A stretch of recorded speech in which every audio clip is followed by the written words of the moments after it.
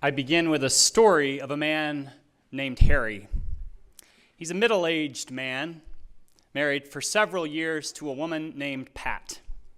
Harry loves Pat. He also loves tennis. Pat has never loved tennis as much as Harry does, but he believes she can love tennis if only he offers her the right help. So he works diligently to improve her tennis game. He buys her books to study, emails her YouTube videos of techniques, leaves articles around the house for her to find. And still, her game does not improve. In fact, over time, she actually gets worse. She seems to lose interest in tennis altogether. When they have a time to play, she often complains of not feeling well or gets tired quickly once they start a match. Then, one day on the court, she hurts her arm, failing to follow through correctly, and cannot play for a year. After Pat says she can finally play again, Harry decides to take a new approach. He will teach her himself. He buys her new equipment, a racket with a special grip to protect against pain, shoes that the salesman told him would not make her feet sweat, shorts that would not be unflattering, socks that would not make her feet itch. He buys extra bouncy tennis balls, even though he doesn't like extra bouncy tennis balls, because he thinks they might give her shots extra zing.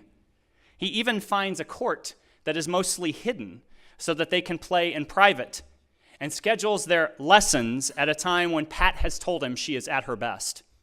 He does everything he can to take away the cause of every complaint she has ever offered for why she can't play. One perfect morning, when the temperature and the wind and the sun are all just right, according to what Pat has told him over the years, he takes her to the court. On the way, she complains of a headache. Harry notices she has brought the wrong racket and the wrong shoes, too. Still, he tells himself to keep a positive attitude. Upon arrival, he walks her over to her side of the court and reviews with her everything he knows about how she should stand, moving her limbs into the correct positions, reminding her of all the tips he had given her in their last review session the night before. She silently complies, though she does ask how long she thinks they will be there. Not wanting Pat to forget the pointers he has just offered, he goes back to the start of his lesson, reviewing everything one more time. He runs back to his side of the court, flashes the biggest smile he has, and shouts, "Ready, honey?" She barely nods as he lobs a serve her way. As it passes her by, she doesn't move a muscle. He asks her, "What happened?" "I wasn't ready," she responds. He lobs another serve, which she stumbles to hit, almost falling over in the attempt. "What's the matter?" he asks. "Just not feeling great today," she says. "Well, I'm not trying to hurt you," he assures her. "I just want to help." "Okay, go ahead," she responds on an exhale. Over the next several minutes, Harry tries to accommodate Pat's deficiencies, visiting her side of the court to reposition and coach her yet again, trying different speeds to his serves, giving her all the encouragement he can muster, believing that her inability to return his serves is mostly about her confidence. He's sure he can help with that. He resolves to be supportive, letting her know that he believes in her and doesn't mind her faults on the tennis court. After all, he loves her. Their attempts at volleying continue, with her returns to his careful serves barely reaching the net, when she is able to hit them at all. "Don't you want to play?" Harry asks. She shrugs her shoulders. "Well, you don't seem like you want to play." "Well," she mumbles, "it was your idea." "But I am doing it for you," Harry reminds her. "I'm doing it for us." He resolves to keep at it, choosing to be sympathetic, encouraging, not too critical. He wants her to feel valued. Her ability to play well, after all, is less important than the fun they can have. He decides she just needs a bit more help as she tries to hit the ball, so he sends his next serve even higher in the sky so that he can run around to her side of the court, move her body into the best position, hold her arm, and guide the racket at the right angle to return the serve back over the net. Well, the ball does hit her racket, but the shot he helps her make goes offline. Again and again he tries this, serving the ball on his side, then running over to have her get some help hitting her return, but always something goes wrong, and the ball never reaches the other side. After several attempts, he stands on his side of the court at a loss for words, panting from the running, sweat beading on his forehead. He takes in a few centering breaths, reminds himself of his commitment to be patient and loving. He knows Pat has it in her to do this. He's taught her everything he has to teach. He's given her all the best equipment. What is it going to take for her to finally improve? And then, just as the sun emerges from behind a white puffy cloud, the answer becomes clear. Harry settles himself for his next serve and launches his highest lob yet, directly up into the air, so far that when it comes down on his wife's side, he is there, perfectly in position, ready to return it all by himself. Up he sends the ball to his side, and back he runs to return it. And so the match continues for Harry, back and forth with himself without end. And never again does Harry let the ball bounce on Pat's side of the court. This story is not true, except for all the ways that it is. It is adapted from a book of fables by Rabbi Ed Friedman, offered as illustrations of Dr. Murray Bowen's family systems theory. The concept of Bowen's theory, so painfully, by the looks on your faces, captured by this story of Harry and Pat, is a concept with which we are probably familiar even though we haven't heard the terms. It's the concept of overfunctioning, underfunctioning, reciprocity.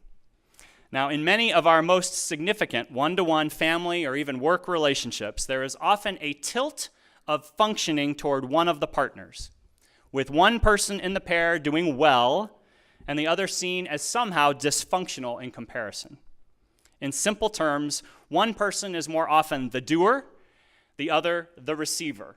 One is the teller, the other the listener. One is the preacher, the other the congregation.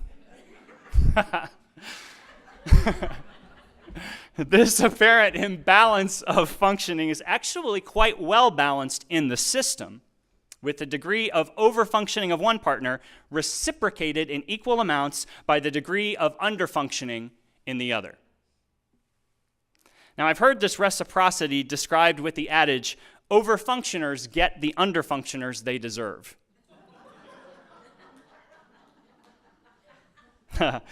But it goes the other way too, it seems, because the theory suggests, for example, that each member of a married couple or a loving partnership, each member is attracted to the other because they share the same level of emotional maturity, no matter their over or under-functioning tendencies.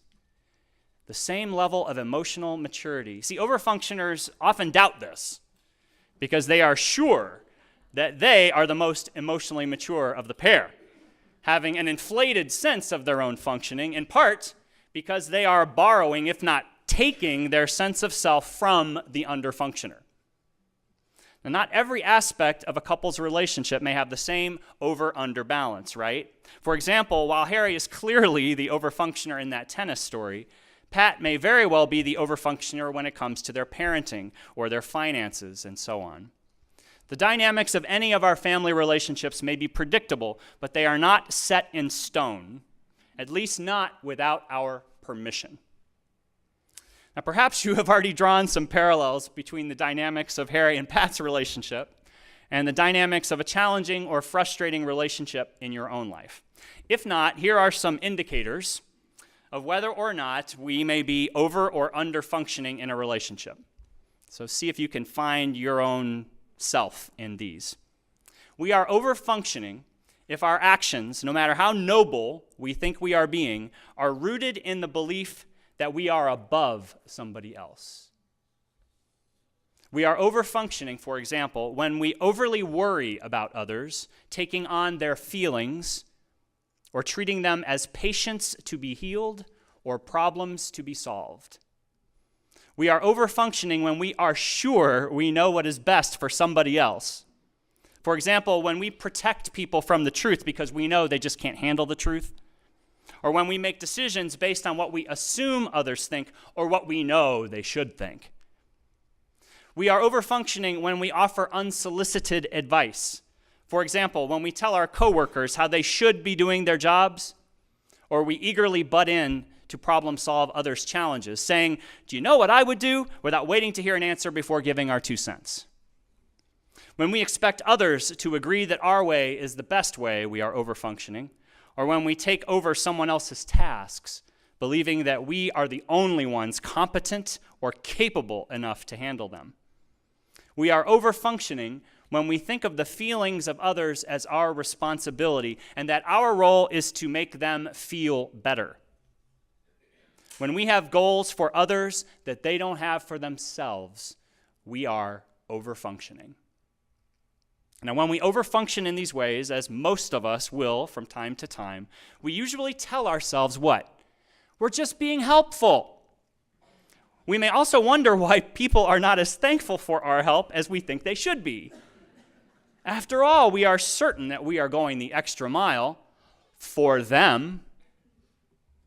We're not trying to put them down or belittle them or suggest that they are not as competent and capable as we are. But again, that's what overfunctioning does. It puts us above those around us, or at least it leads others to assume that's what we're doing. And then we wonder why we are not thanked for doing it. When we overfunction, we do so out of our own anxiety. We overfunctioners don't necessarily realize that we're feeling anxious, in part because we can feel empowered by taking matters into our own hands. It's what makes us overfunction. But the anxiety is there all the same. We know the anxiety is there because we can feel it arise when we imagine what might happen if we were to stop overfunctioning. When we think of all the things that are going to go wrong if we do, all the reasons those things going wrong will be our fault, we feel overly responsible, leading us to feel anxiety, leading us to continue to overfunction. Now, underfunctioners are also driven by the same thing, anxiety. In our acceptance of a secondary position, we underfunctioners cannot imagine being more responsible in the relationship without our anxiety stopping us in our tracks. We fear we might be rejected, or we might make mistakes, or we are convinced there is just no use. Now, we can know we are underfunctioning when we continually put off making decisions, waiting for others to decide, or for things to just get decided on their own. We are underfunctioning when we seek advice without offering our own thoughts first, when we habitually unload our problems on the nearest overfunctioner, when we put ourselves unnecessarily beneath others. We are underfunctioning when we are too quick to accommodate the views of others, especially when we do so without mentioning our own preferences or needs, when we let our fear of the reactions of others keep us from expressing our own valid thoughts. We underfunction when we refuse to take initiative to communicate or to act, when we regularly present ourselves as weak or helpless, or as a victim perpetually being flattened by someone else's steamroll, when we habitually whine to others offering our misery for their company. We are underfunctioning when we convince ourselves that our feelings are other people's responsibility, when we say things like, "I wouldn't feel this way if it weren't for what that other person did." Now, overfunctioners think we have no other choice in the matter. We have to overfunction, or else things won't get done right, or else things will fall apart. And interestingly, underfunctioners too think we have no other choice. We are just doing our best not to stir up a control freak. Or we have become so certain that we will not meet expectations that we won't even try. Let's go back to the fable of Harry and Pat. The story says that the marriage continued on the same way forevermore. But we know from the story that neither partner is happy or fulfilled by this arrangement. And so we can't help but root for at least one of them to discover that they could change this dynamic. But the question is, what can they do to bring about the change they may seek? What can any of us do when we find ourselves in a similar situation, whether we are overfunctioning or underfunctioning? What can we do? Well, the first thing we can do is just to merely observe what has been happening with as much honesty as we can muster. We can try our best to, as I often say, take a balcony view of our movements on the dance floor of our relationships. We can try to get clear on what it means to over or under function, and then take some responsibility for our contributions to those dynamics. Once we begin, it takes time. You don't do this like a switch. Once you begin to clearly see how we are participating in our relationships, which admittedly is not easy to do, the changes that we need to make become obvious.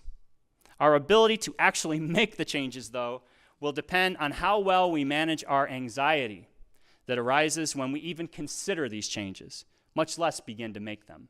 We have to manage the anxiety that will arise. You don't get rid of the anxiety, you have to manage it.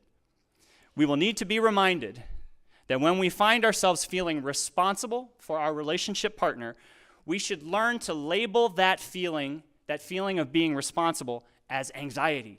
If you're feeling responsible for someone else, you're feeling anxiety.